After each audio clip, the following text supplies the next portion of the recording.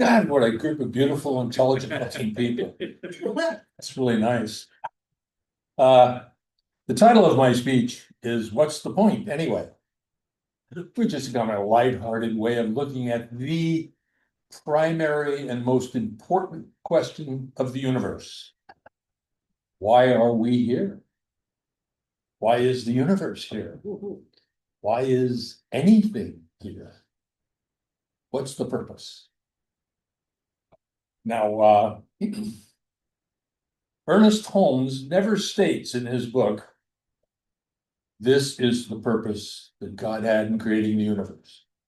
And I looked, believe me, tried to find it.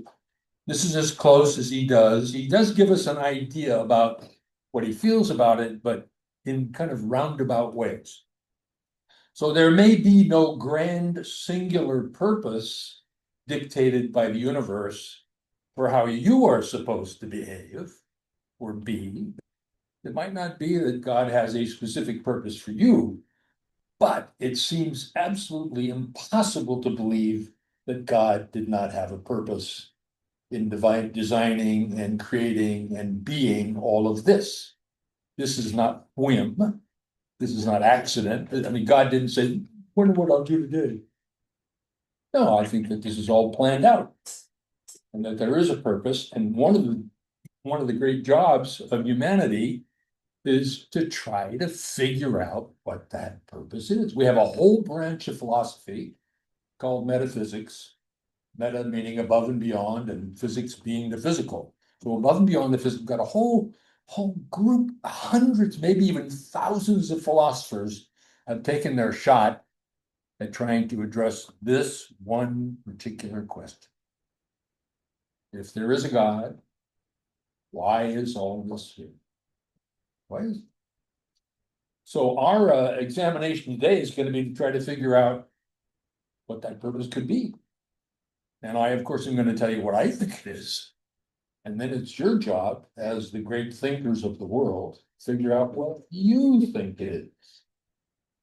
And I have to tell you that my idea of what the world is all about has changed hundreds of times during my lifetime.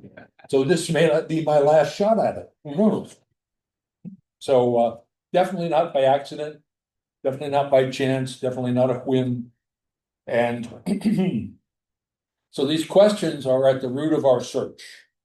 Why is the manifest universe here? Why am I here? What am I supposed to do or be in relation to this overall universal purpose? And I have no doubt that each of you as a philosopher is just eager to figure this out. In fact, you may have already figured out, you just haven't told me yet. So why is it that we seek the truth? I mean, almost everybody I know has asked themselves this question at one time in their lives. It's like a question that nags at us.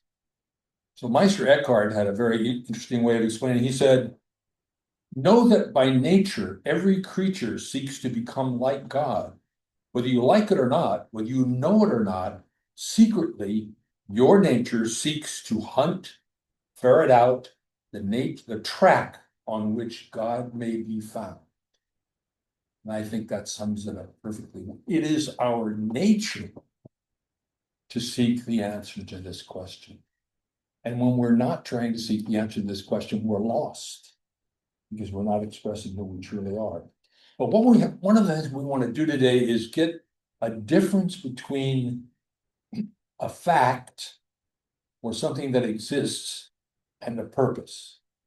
So what is a purpose?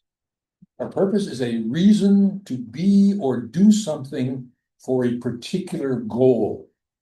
That's a purpose. And you can have lots of little purposes. So, for example, I laid a foundation in order to build a house. So the purpose of building the foundation was in order to build the house, right? The purpose of this may be short-term. The purpose of it may be long-term. But the purpose that we're looking at today is not about what it takes to do something particular in our lives. It's about the overall goal of the universe itself. That's such a big concept. You can see why there are 100 philosophers trying to figure this out. So we seek for the truth because it's our basic nature to seek for the truth. For example, Science of Mind text was written for this particular purpose.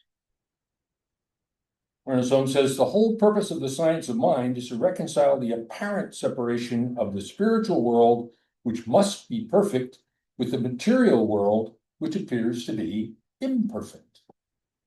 That was why he wrote the book. So he had a purpose in writing the book. And so this need for purpose in our lives will eventually, no matter what you decide the overall purpose of the universe is, you will always try to find a purpose in your life. You may satisfy yourself with finding small purposes, but actually something down inside you wants a bigger purpose. Something inside you wants something that guides and directs your life, something that by which you interpret the rest of the world. How you divine the meaning of things will depend on what you decide the purpose is of them. So Holmes definitely thought overall spiritual life had a purpose. He never says what it is. He says on page 243 of the Science of Mind, understanding life in its spiritual purpose, experiencing exhilaration, vitalization, and exaltation. Now that just means to me that if you understand the purpose of life, your spiritual life, that you're going to be very happy about it, right? You're going to experience exhilaration, vitalization, and exaltation. So we're talking about getting a really nice reward for figuring out your purpose. Now, my take is that Ernest believed that our purpose was to evolve into a greater and greater consciousness of who and what we are, the truth of what we are, and a greater expression of our God self. We are all expressions of the infinite mind, and our primary purpose is to awaken to this truth. That's not what I personally believe. I believe the primary purpose is much bigger than that, but that's Ernest Holmes, I think, idea. Now, each of us is a unique manifestation of the divine, contributing to the richness of the universal tapestry.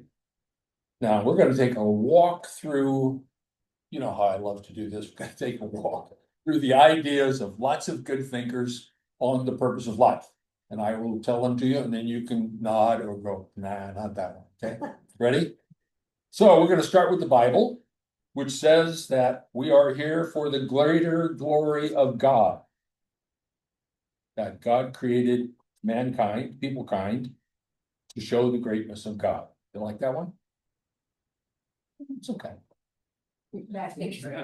Thomas Troward in Creative Process of the Individual says, spirit wants to enjoy life, and so by thinking of itself as having what it wishes, it produces the reality of the sort of enjoyment contemplated.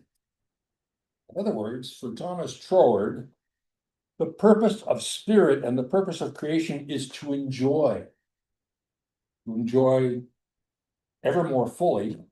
And our purpose as the expressed or the created is to be the method by which spirit enjoys itself more fully. Now, all of these beg the question so far is God complete, perfect, whole? And why would it need any further enjoyment? It must have all the enjoyment. Anyway, it's really hard to actually come up with one of these that doesn't have holes in it. The Course in Miracles says this, I am here to represent him who sent me. I am here only to be helpful. It's kind of a codependent purpose. The overarching concept of the Course in Miracles is that you're here to come back into unity with God. That's also not logical, because why would you have left unity to go into unity? See what I'm saying? In other words, if I was, before I became manifest, I was just spirit, and I was whole and complete and immortal and eternal, why would I leave that in order to become unified? That just, I'm stuck on logic here. Yeah. Another statement of purpose is this, the basis, I like this one a lot. The basis of your life is freedom.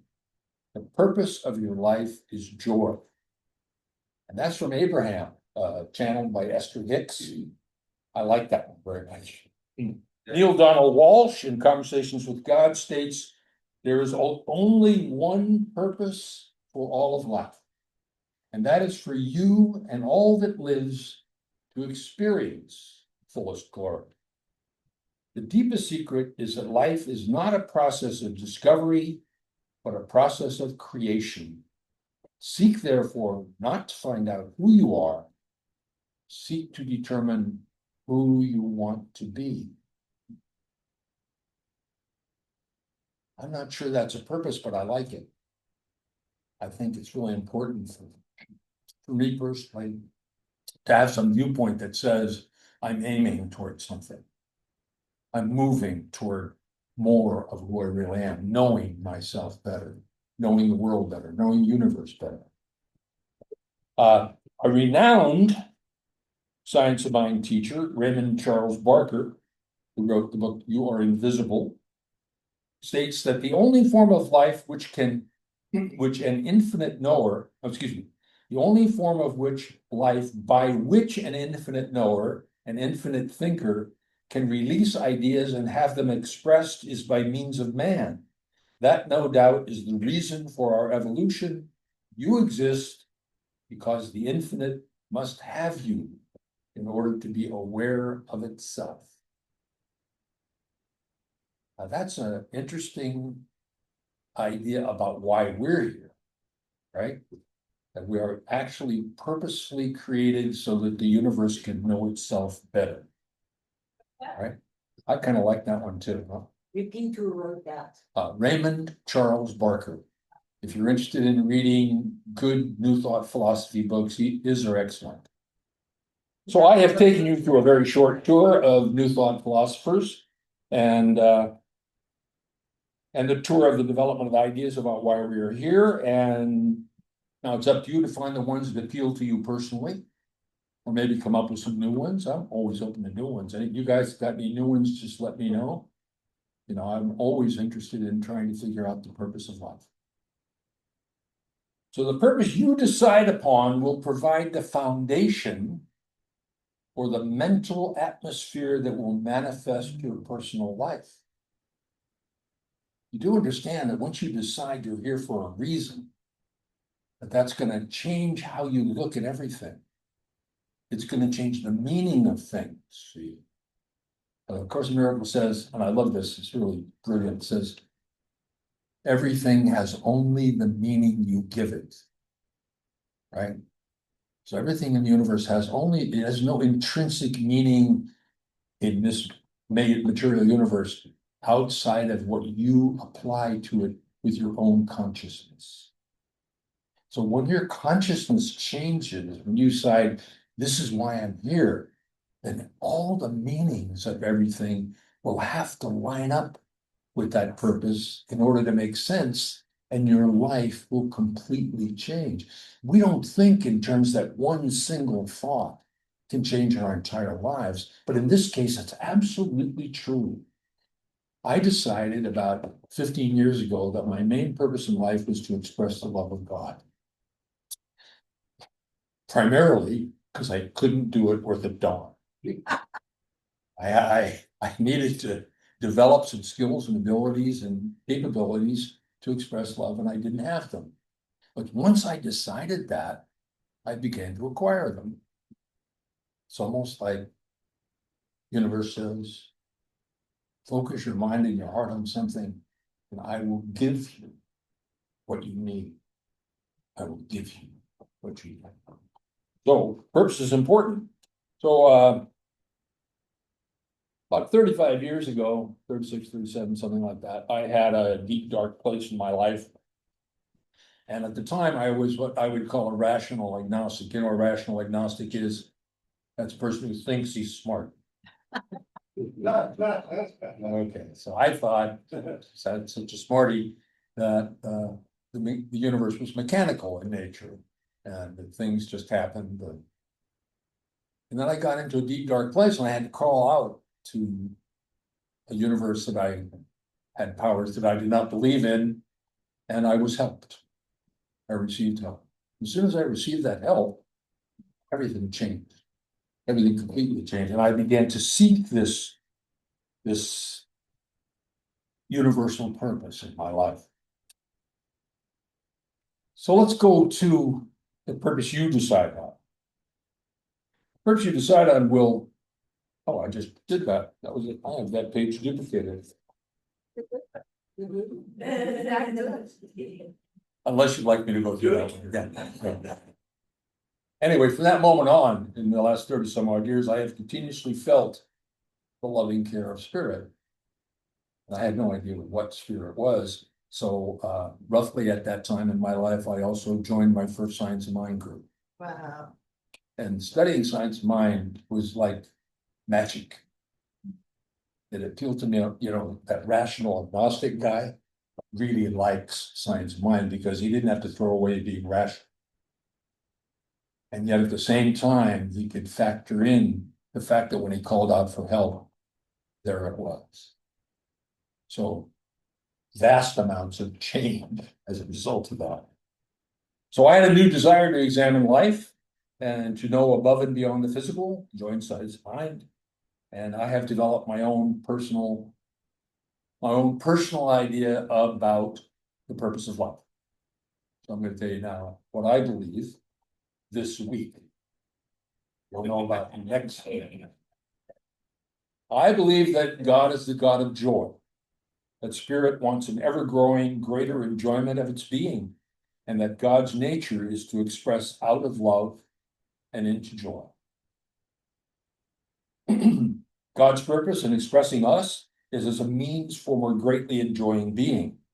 I believe that the reason God created me is to be the means by which God knows itself, as this is necessary for a fuller joy, a fuller life of being. So I'm here to evolve into a being that can be more and more aware of my own infinite spiritual nature, while at the same time being finite. So that's what you are. You are infinite spiritual beings who at the same time are finite physical beings. So that gives you a unique perspective in the universe, to be able to be in both of those places at the same time. And the more you evolve as yourself spiritually, the more power that side of your life has, and the more understanding you have of the physical aspect of life. Everything comes together. So while being inside the mother, one with its mother, a child in the womb has no self-awareness, and only after being born does it get to look back at the separate entity called mom. So I think that's kind of what we're here doing. We're looking back at that other entity, which is now separate from our physical selves, called God. But we're looking at this with the spiritual side of ourselves, which is one with everything. I hope I've given, if not a purpose, at least something to think about, right?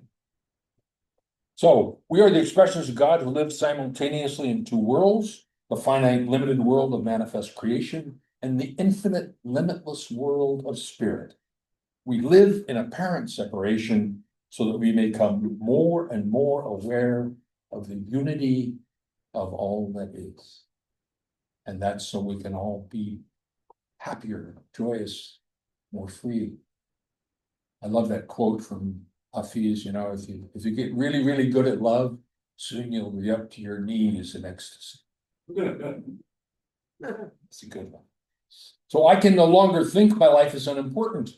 I realize that only I can move into a greater awareness of spirit and into a greater awareness of life and experience. Only I can do that. Nobody can do that for me. No one can do that for you. You are the expression of God sent here for the specific purpose of whatever that purpose is that you decide. So now it's time to decide for yourself. You get to say, this is the purpose of my life. You get to say, this is what it is. This is what it means. This is what it all is about. You get to be the philosopher. So be a metaphysician. Go out into the unknown and out into your infinite future. I love that. Thank you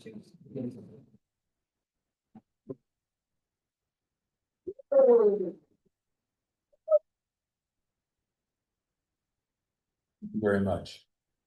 Now, a closing alignment or spiritual mind treatment, depending on what you want to call it.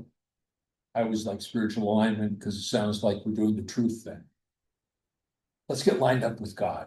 Let's get lined up with what really is. Let's know inside of our hearts and our minds that everything is God. And everything in life is answered prayer.